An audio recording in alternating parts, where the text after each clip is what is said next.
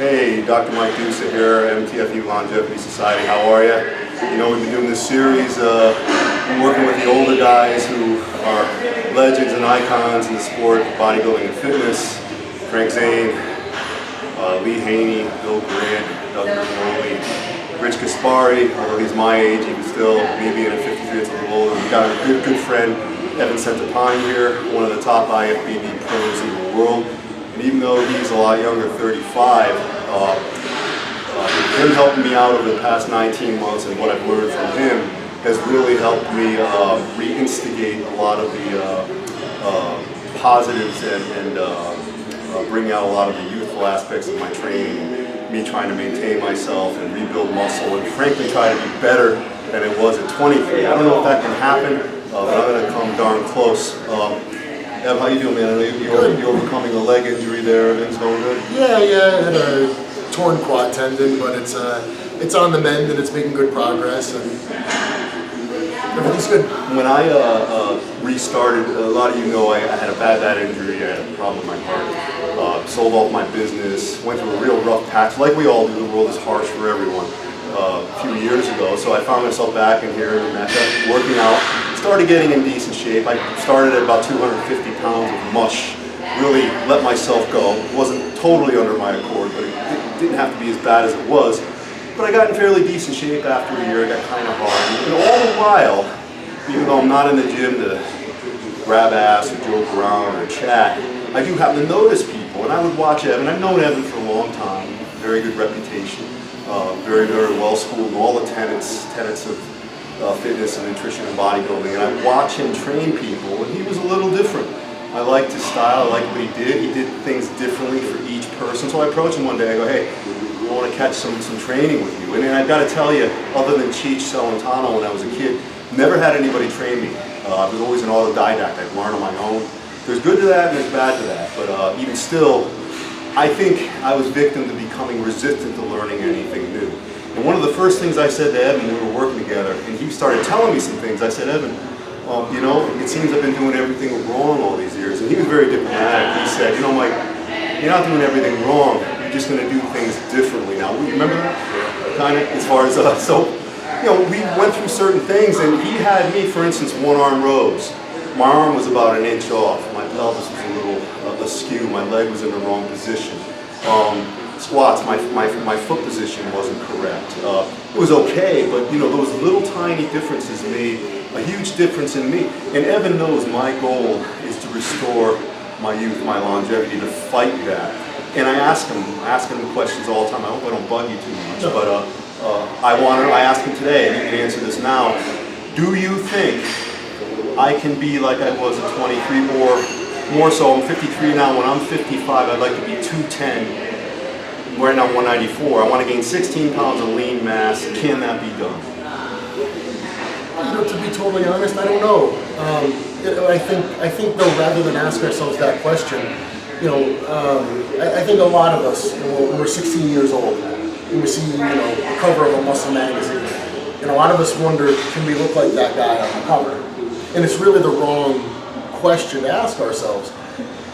The question that we should always be asking ourselves is, can we be better than we are right now? And the answer is always yes. Right, right. So, to answer your question, I would say, you know what, rather than get caught up in, you know, I want to gain 10 pounds, or, you know, et cetera, say, okay, I want to put on a pound of muscle. Right. Once you gain that pound, I want to put on another pound, and I want to put on another pound. But we never look at the 10 pounds. You know what I mean? Like right. when I was younger and I first started competing, it was never my goal to be a pro. No, I never said I'm going to set out and I'm going to be a pro bodybuilder and I'm going to make a career out of it. No, absolutely not. When I stepped foot in the gym, mainly because I just didn't like the way I looked. I was overweight most of my life and I lost a bunch of weight. And I said, you know what, I'm going to use weights to accentuate the way that I look. I want to become more muscular. And that was my goal, was to look better. And every time you go in the gym, you want to look better than you do. You just keep pushing toward that goal. But then you started winning. Well, I did my first competition. I was just going to do one, right? And a friend talked me into it, and I ended up winning it. I said, all right, well, it wasn't until a year later that I did another one. I wasn't even going to do another one. All right, let me do one more. That was a big show that you won too. That was with Bev Francis. The first one was the Bev Francis. The second one was the Junior Nationals. I said, okay, well, now let me do another one. But you know what I mean? Everything has to be a progression. I see it all the time all over social media. You see people say, well, future IFBB pro, future NPC competitor. What the fuck is that? Why don't you just go to the gym and train, and when you compete, that's great. But you don't have to be a future anything. Right. Just do what you do today, for today, and then tomorrow try to do it better. You know, that's get a little bit more. That's a lot like the journey. I'm on a journey. I say, well, why don't you just be there now? Whatever it is that you are right now. Right? So why does it always have to be? I mean, I know that somehow instigates passion in them and whatnot, the journey. But you also got to enjoy the now and do it for now. But going back to something that you kind of touched upon a little bit as far as progress, you mentioned to me you could just watch people. You're not dissing them because people are just here to feel good, and some people just want to get out of the house and get their blood pumping. But you can see it in people that they're just not. Their effort doesn't match what their stated goal is. Yeah, I mean, there's a difference between working out and training. And working out conjures up an idea of, okay, I'm coming to the gym, I'm going to get my blood flowing, I might break a little sweat, I'm going to leave the gym feeling good. And hey, that's great, that's fine. You know, if that's your goal, that's good, that's healthy, excellent. Maybe if there's a social aspect to it. But if your goal is to change yourself, and now you want to talk about training, right? Whether you're training a dog or you're training yourself, or you know what I mean. There's a element of hope. Hopefully, you're going to change something, right? It's going to improve. It's going to get sharper. Well, we talk about inefficiency and adaptation in the muscle. Adaptation is really is the key term. When you train, the idea is to subject your body to something that it feels compelled to adapt to, right? When you subject your body to something, I don't want to say terrible, but something overwhelming, right? It says, holy shit, what was that? I need to fortify myself so that should I encounter that in the future, I'm better able to handle that. Like that. That's training, right? That's overload, that's adaptation. Most people fail to grasp that concept, and they will forever be looking for some kind of magic or workout regimen or magic diet. There is no way. There is no way. There is no way.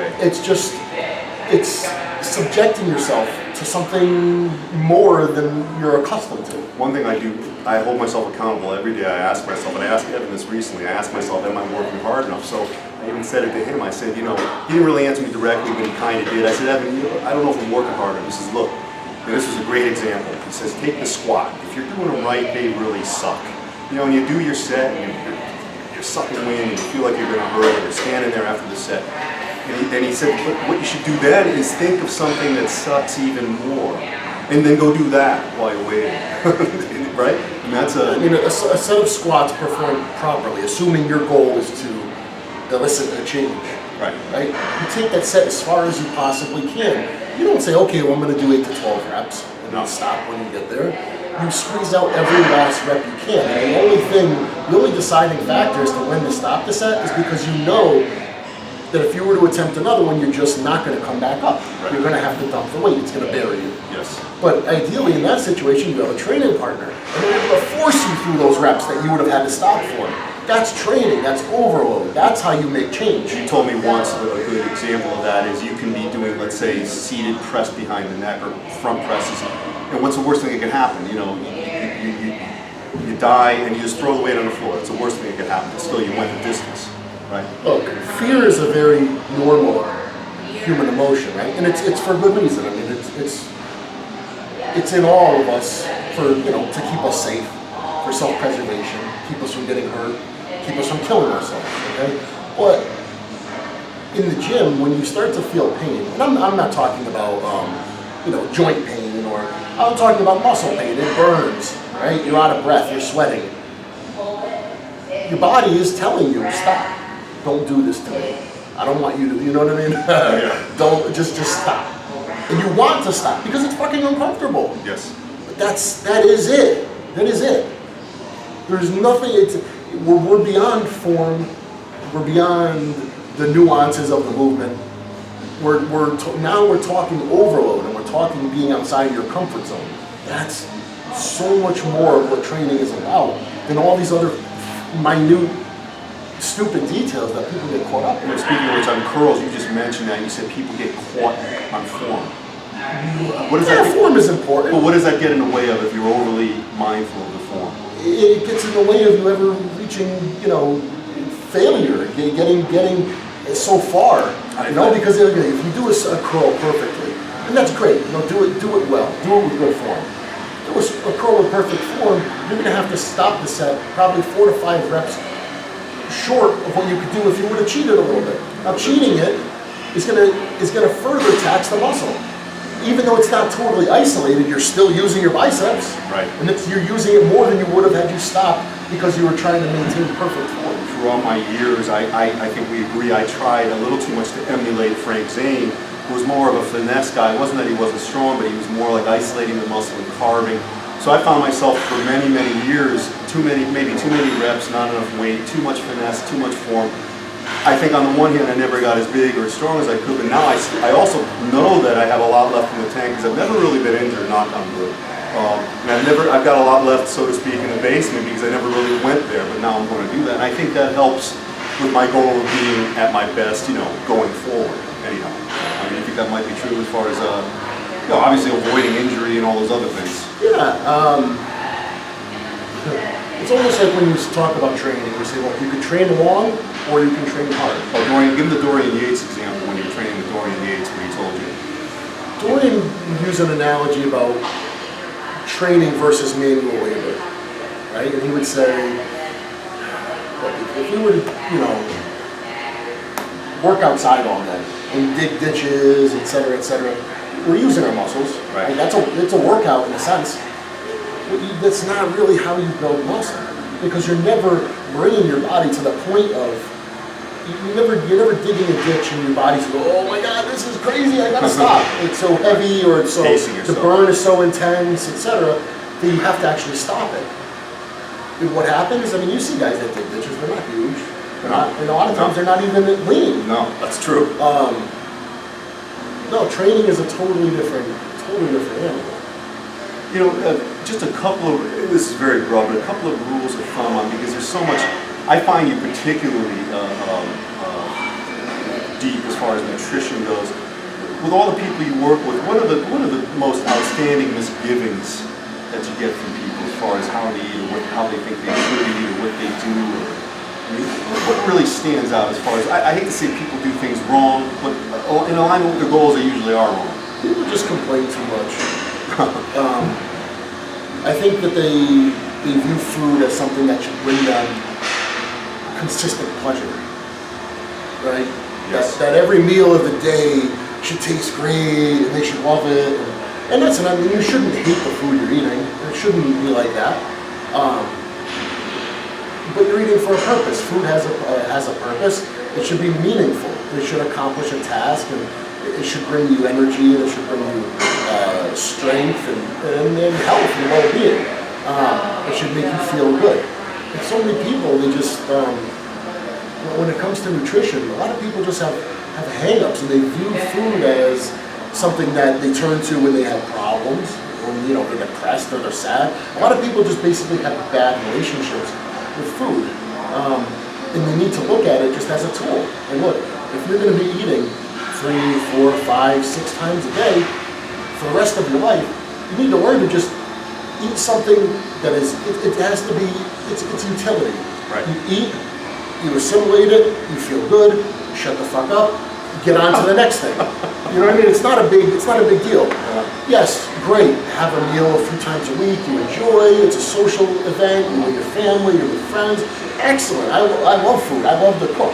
Food is one of my favorite things, but it's also a tool. It's not something that just brings me infinite pleasure. Right. And that being said, and where are we at time, we're about 15 now? Okay, well, a little bit more.